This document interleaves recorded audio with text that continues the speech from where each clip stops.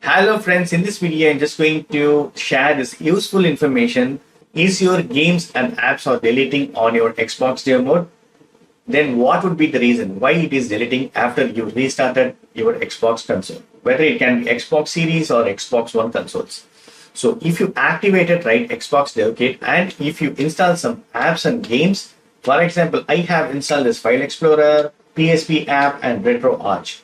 After restarting or shutting down your Xbox console, your games and apps might be disappeared because it is deleted.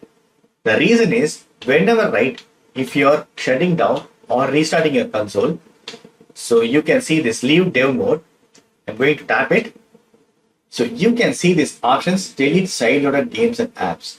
If the checkbox is enabled right, your games and apps will be automatically deleted.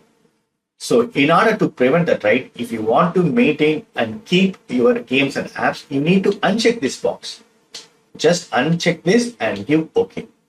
Then your games and apps will not be deleted. Otherwise, if it is checked right, then your games and apps will be deleted. Then you have to reinstall every time. So whenever you leave the dev mode, right, you need to uncheck this box. Delete sideloaded games and apps.